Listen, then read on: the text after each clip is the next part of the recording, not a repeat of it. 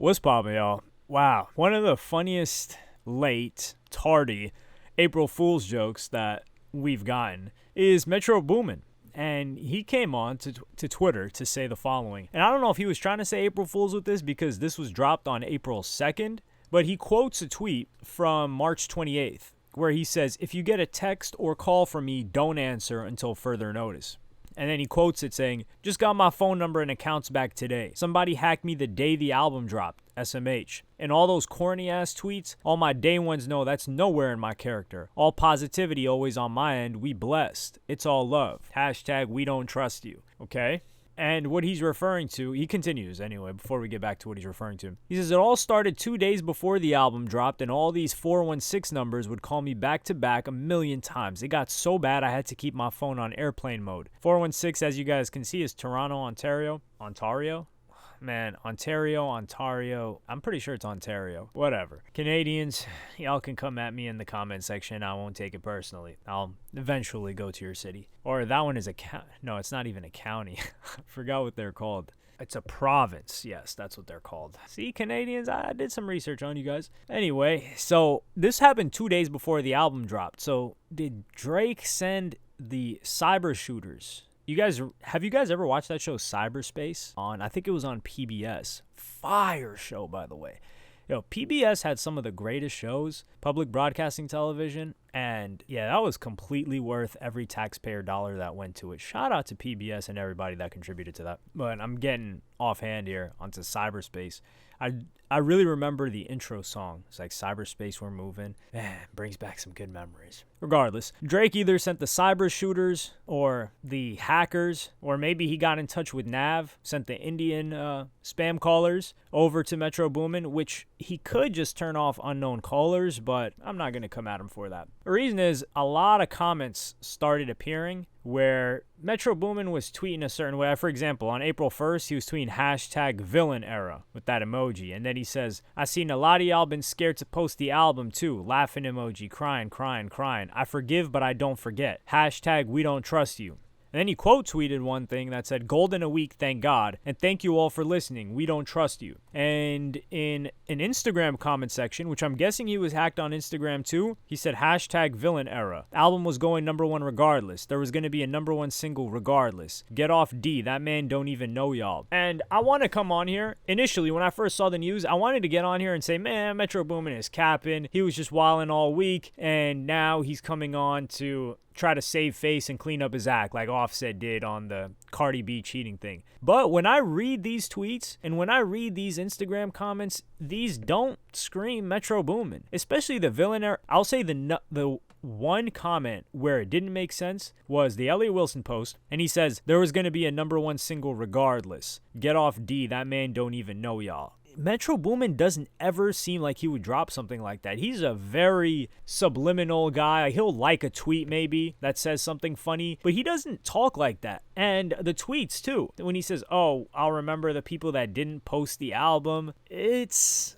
just out of his character. Now, do I think he got hacked? The reason why it came up to me in my mind too to say, I think he let this rock was if he was hacked, then he would go on his Instagram and post, "Hey, my Twitter is hacked. Like, that's not me." And then every single IG page that's rap related would post it, and we would all know that Metro Boomin was hacked. However, he's saying that his whole iCloud got hacked. So if his iCloud got hacked and he has the same login credentials for his iCloud as he does his Instagram, Twitter, etc., which he might. A lot of people make that mistake of having the same information across multiple different platforms, which I'm not calling people dumb or blaming them for. It's difficult to manage a lot of different logins, but for your own safety, if you're a public figure, especially to the level of Metro Boomin, if you have anything valuable online, yeah, you should take the time to do that. Because at least if people have one platform, they can't get access to everything. So if they had Metro Boomin's Instagram, they had Metro Boomin's Twitter, and they had Metro Boomin's iCloud,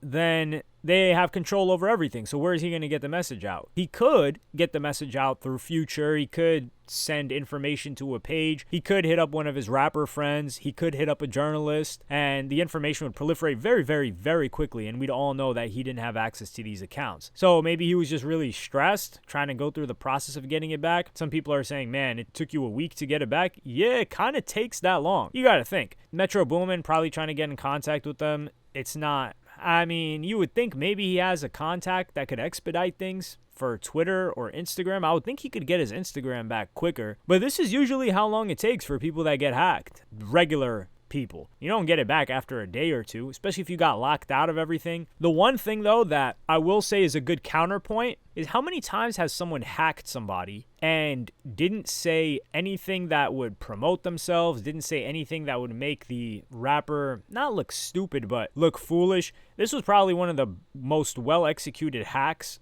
of all time in terms of the fact that, I'm tripping. I just tripped over my words.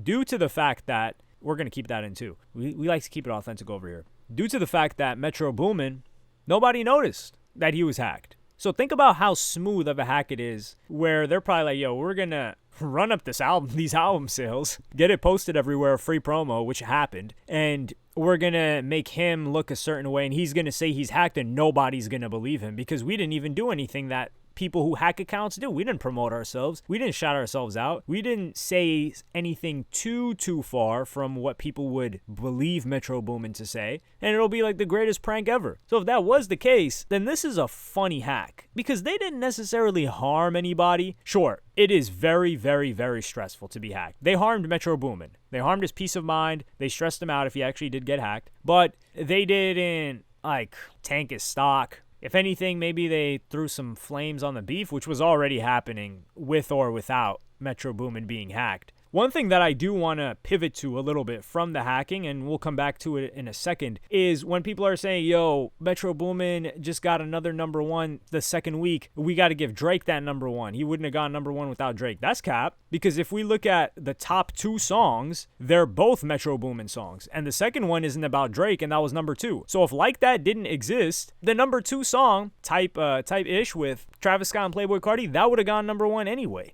So Metro Boomin was getting a number one regardless when it came to album, of course, but when it came to a single, he got a number one and number two. So you can't even say, man, it's because of the attention on Drake. Now that song staying number one, yeah, there's the element of it being a diss track, but I think that's just crazy levels of meat riding. No Diddy. It's crazy level of diddying. Well, let's say that. It's crazy levels of diddying to say that Drake is the reason that Metro Boomin got a number one when he has a number two right under it. And Metro Boomin is the producer. What do you guys want him to do? Hop on the track himself? And then you'll accept it. And he's got multiple songs in the top 10. Granted, how many will still remain there? That's to be seen. It's difficult. It's an album. It's not a single. And the other tracks on the top 10 are getting a lot of support and funding. Shout out to Ye, though. He's been 7 weeks on the charts completely independent. And he's still top 15. He's at number 12 right now. He would have been in the top 10 if this album didn't come out because they're holding up 4 or 5 spots in the top 12 or around there. So we'll see what happens next week. But a lot of people are listening to this album. It's been a huge success. Congratulations to Metro Boomin. This guy's been on a roll. Every album, he's just been knocking it out the park. I enjoyed listening to this album too. This was Future's biggest album since, what was the one, What a Time to Be Alive? I think this was probably as big as that one when it comes to debuting. And it's a collab album. So yeah, I do think Metro Boomin got hacked. I'm going to believe it. You can call me gullible all you want, but I don't think Metro Boomin is someone that's willing to tweet for multiple days and then say he got hacked and that it wasn't him. I just don't take him for that. Sure, he may be doing some stuff behind the scenes, which is a bit, what do we even call it, passive-aggressive? I wouldn't call it manipulative because everybody knows what they're doing, but you could say that it is sneaky.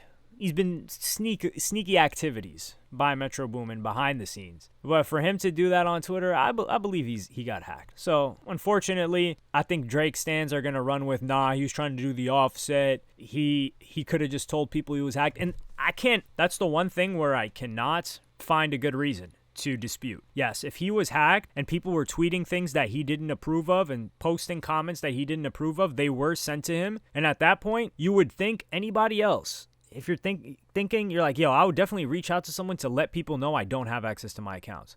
But on March 28th, he did say that he didn't have access to his number. But he said that on his Twitter. So we're to make the assumption that if he told people that he doesn't have access to his number from Twitter, then that was him that was using the Twitter account. And if he didn't have access to his number, wouldn't he change his Twitter password as quick as possible, knowing that one of his accounts were compromised? Maybe, but when you're in a panicked state like that, who knows what you'll do? Yeah,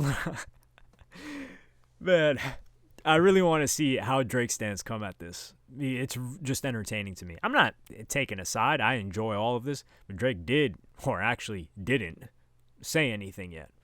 Well, we'll see. Let me know what you guys think in the comments. Like and subscribe, and hit the notification bell if you enjoyed. Follow me on Twitter and Instagram. Thank you for watching. Peace.